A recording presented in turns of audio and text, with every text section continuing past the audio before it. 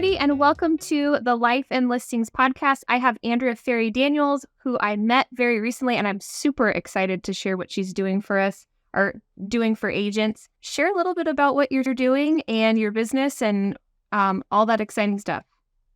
Thank you so much for having me, Jennifer. And I love what Jennifer does as well, knowing that she's on the operations side. And when you put someone who's really good at lead generation and lead conversion with an operations person, magic happens. So I have been in sales for the last 25 years, just short of a decade in real estate. And something that I'm very, very passionate about is lead conversion and lead generation.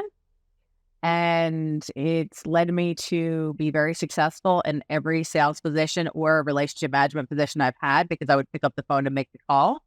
And what we do is we help individuals, corporate and real estate and teams improve their conversion and their lead generation skills. And oftentimes statistics show that people give up after 2 or 3 phone calls. And it actually takes between 10 and 16 attempts to get them on the phone for the first time.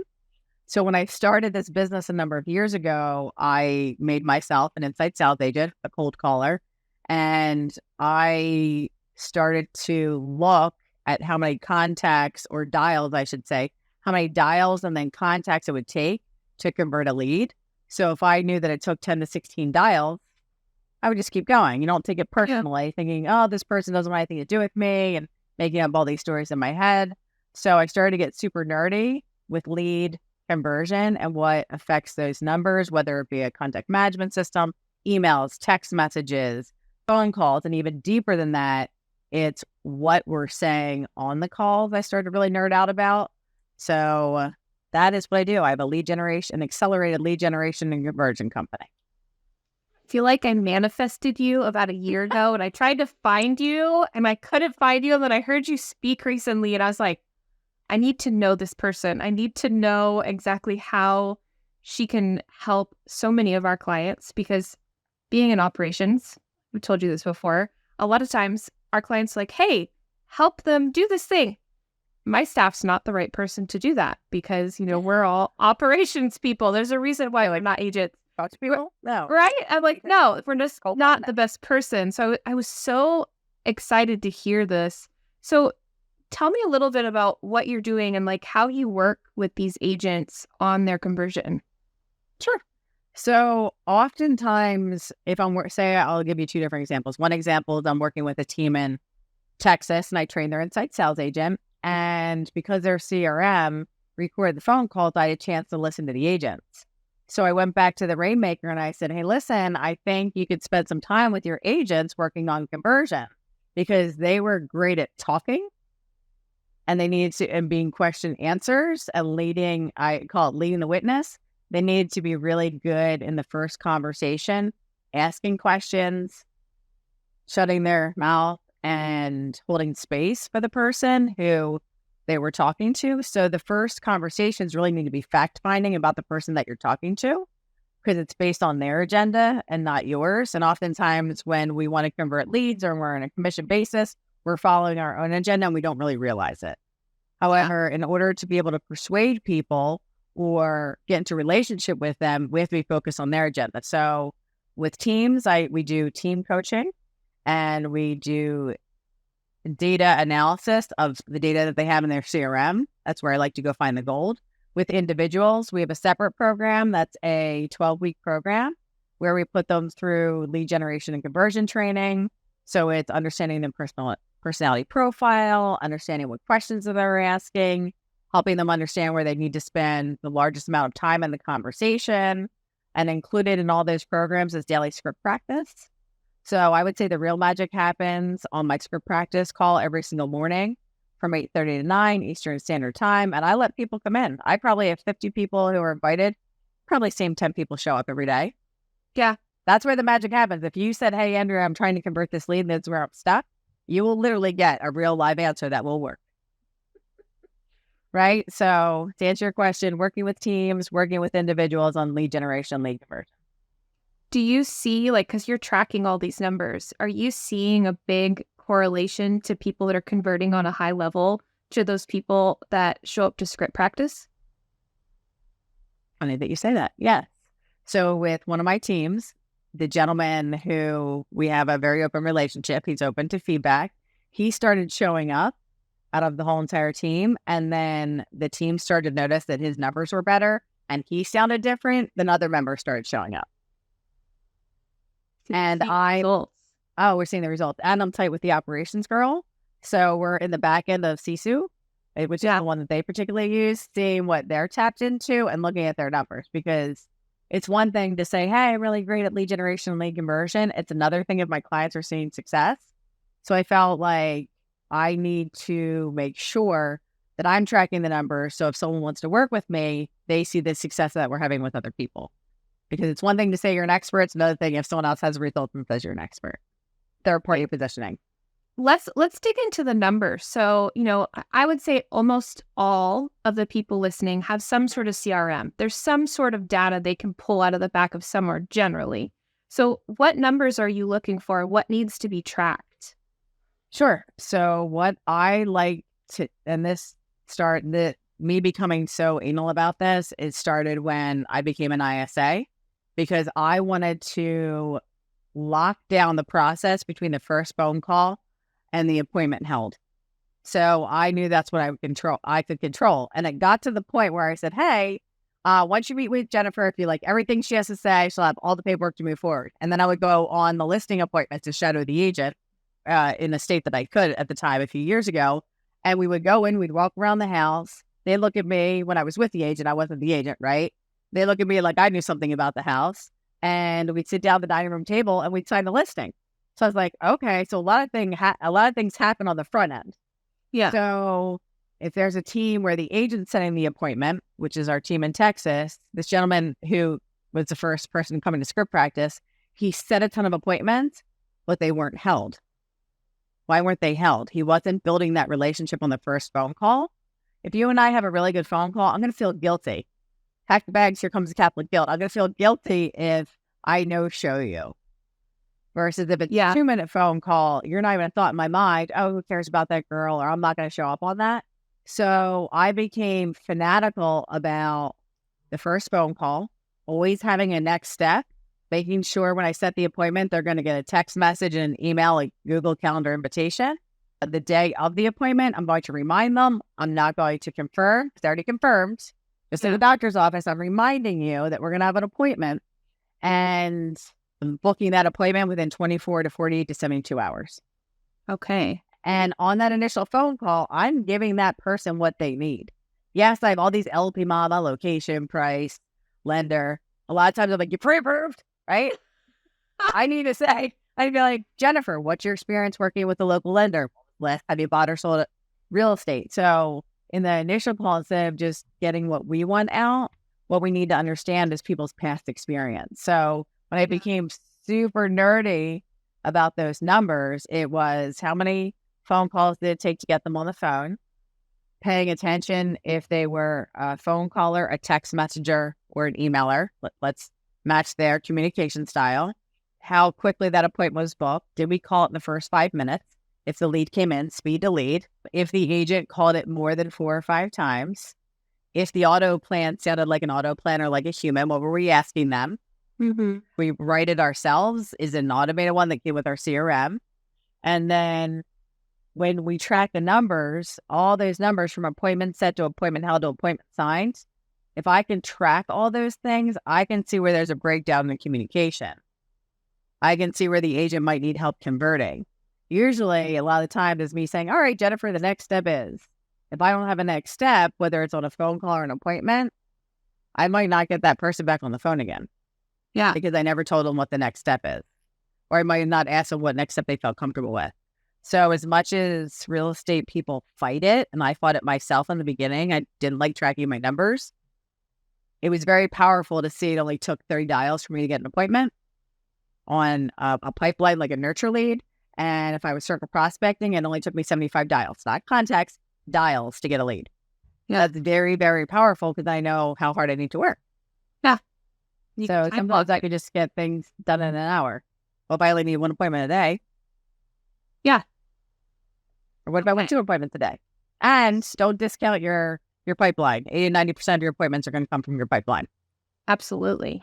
So let's say you are an agent that's never tracked your numbers. I know that most agents don't, right? They don't know those numbers. How would they get started? Like, where would you say, like, would you start with like an Excel sheet, or like, would you track that as like a basis if you don't have Sisu yet?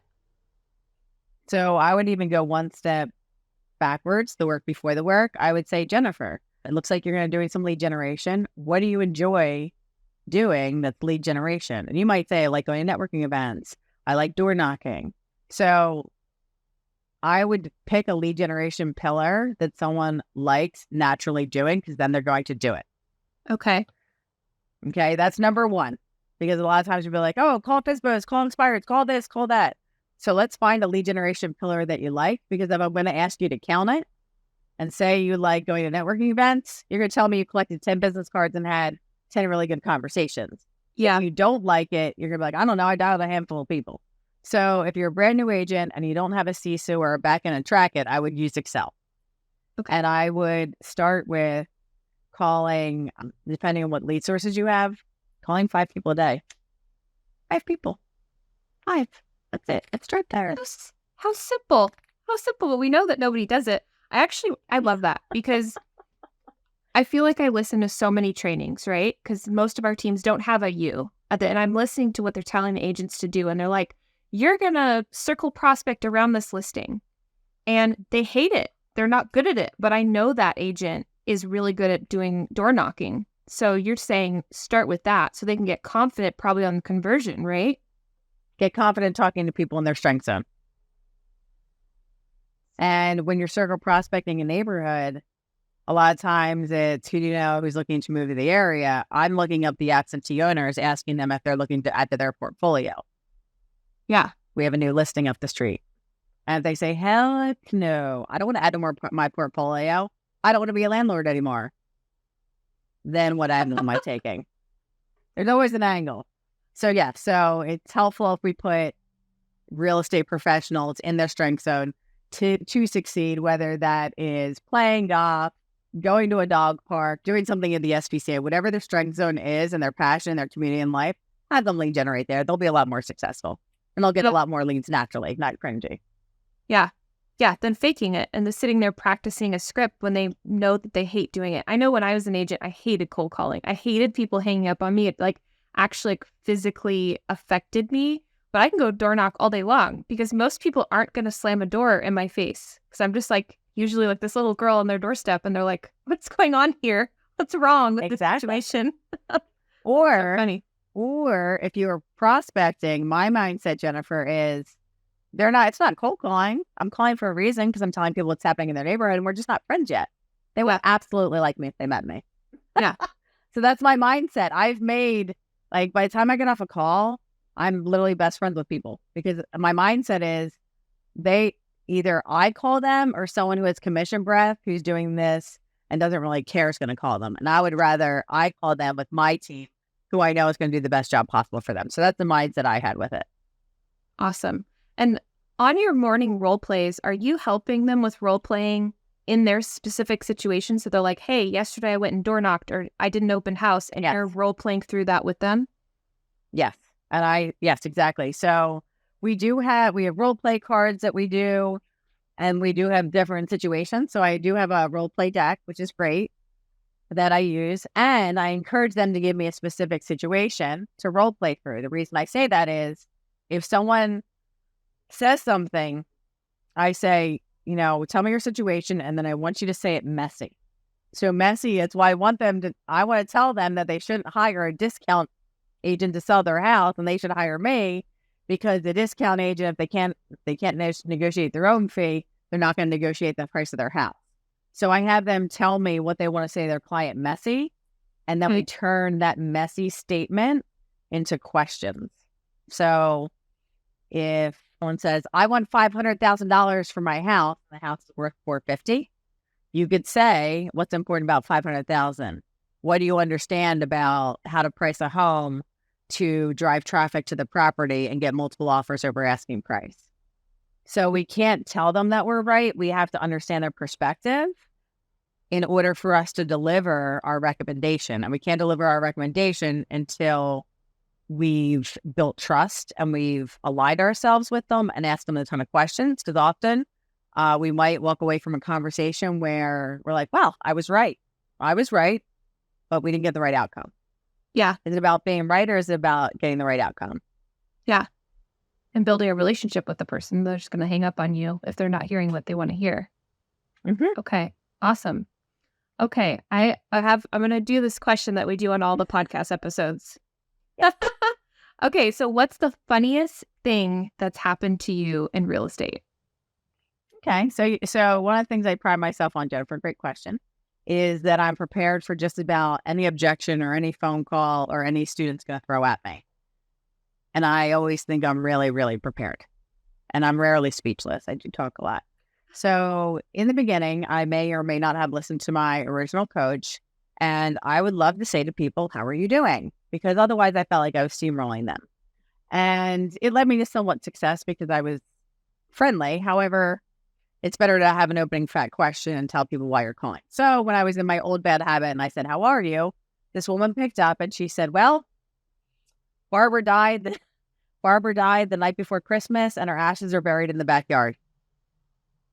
And I was speechless. And I said, I'm so sorry to hear that, because it was a few months past Christmas time. It was probably springtime. I said, I don't know if you've seen this online, but sometimes people make quilts from other people's old clothes or t-shirts. Maybe that'll help you through the process. That was my answer, because I didn't know what to say. So that's a great answer. That is a good answer. I don't know where I pulled it from. I was human in that moment. So oftentimes I tell people it's important, if people are picking up the phone in the middle of the day and it's both a colder lead or an online lead, they're not prepared to hear from you. You might say, hi, it's Jennifer with XYZ Company. The reason for my call is we just listed 123 Main Street. We're having an open house on Saturday. Would you like to stop by and visit? And being very frank about why you're calling. And people appreciate that, especially if they don't know who's calling. So that was probably I don't know if it's funny. It was funny to me afterwards, maybe not in the moment. I think it's pretty funny. I honestly feel like, and just especially in doing what you do, having that background of something that shocking, and you pulled through it and you had a response rather than just like hanging up. Because I feel like that'd be a lot of people's responses, like, "Ooh, I can't deal with this situation right now," right? And you made it into a human being and actually had a response. Was that how the conversation ended? Oh, no. I kept talking to her. I follow up with her once in a while. She's not ready to move. Yeah. In New Jersey somewhere.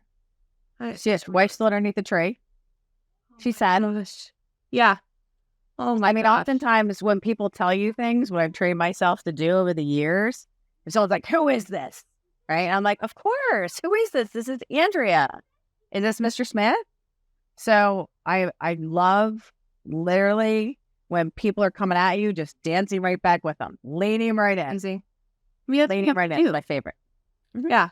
So it's not even just on the phone, it's in person. There's so many different situations where you have to kind of dance around it and come up with something. So I feel like in real estate, that's kind of where your mind always has to be, is like the next step, not obviously connecting with them, but then obviously like what possible outcome could come from this conversation. It's just funny, the situations we're put in. I've heard it all. And just leaning in, repeating and affirming whatever their agenda is. Remember, when people act out on you, it has nothing to do with you. They're having their own issues. Yep. And you just might be calling on the day that they're having that issue. You can't take it personal. It's one of the things like I live by and I share with my team often. You just never know what that person's going through on the other end of the computer, of the call, whatever that is. They may be having the worst day of their entire life. You have no idea. So just treat everybody with kindness and respect, because I know there's been days that I've been, at the store or something, I'm having a bad day. No one around me knows that. So they don't know to handle me with kid gloves or whatever.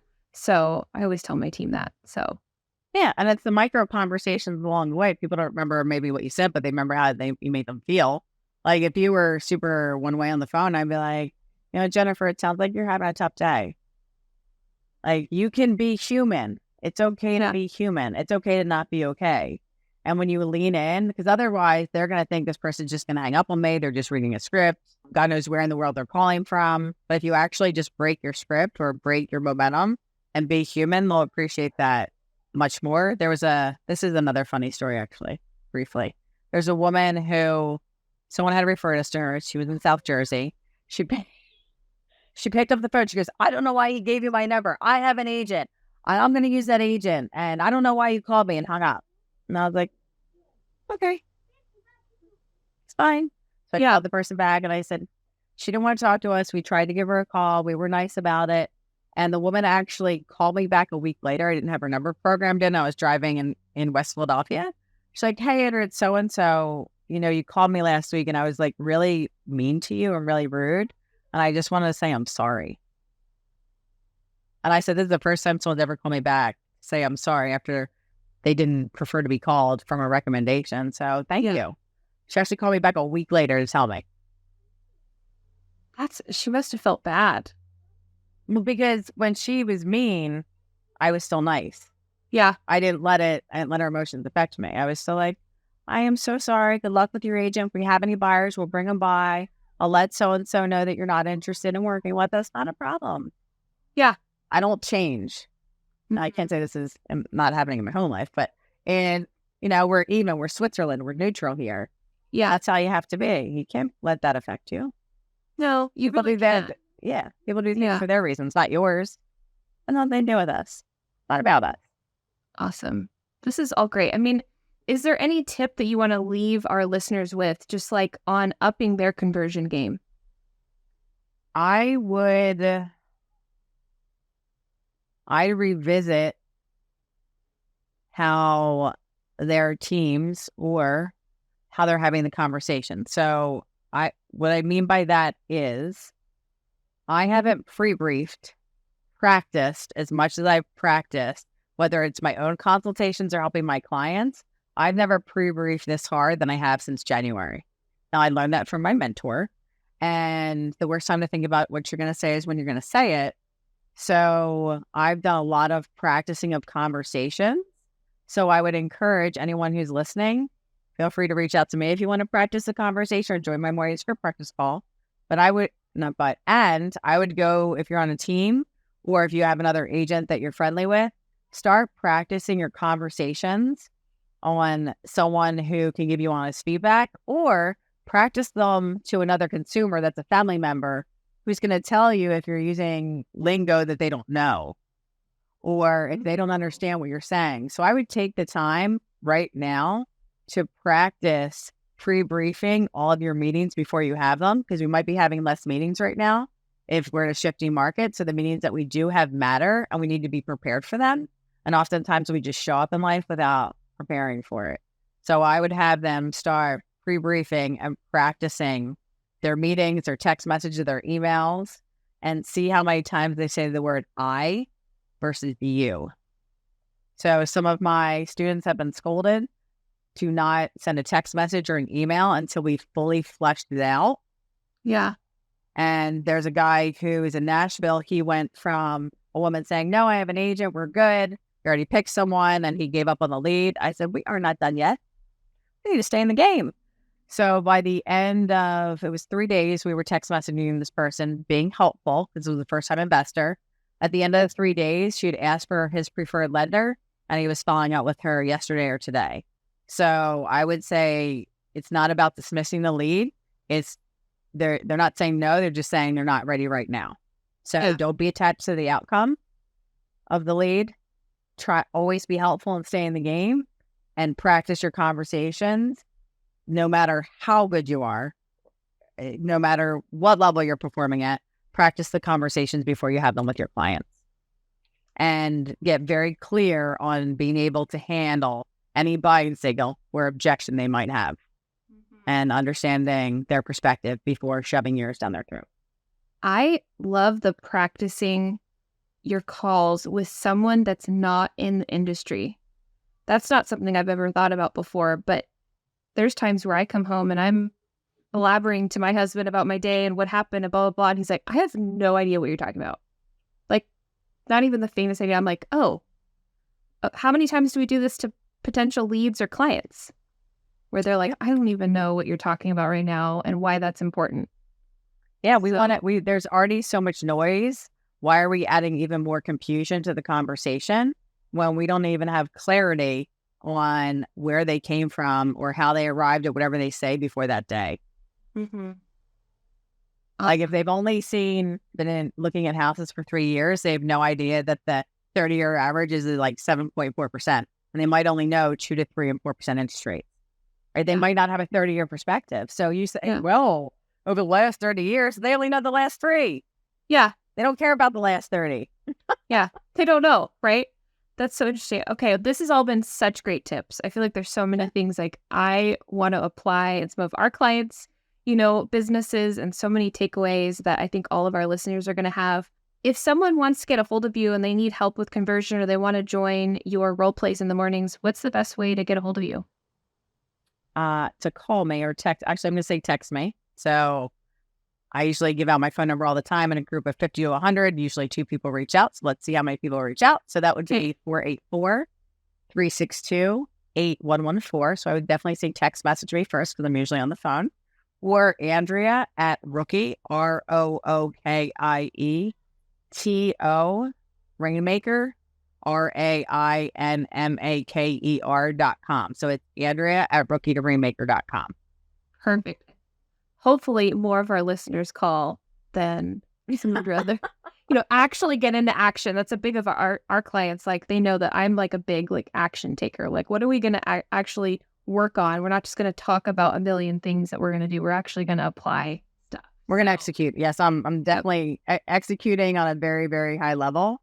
And I'm really helping at finding money in databases. Amazing. Well, Andrea, thanks so much for joining us today. And I'll see you again soon. All right. Thank you. Bye. Bye.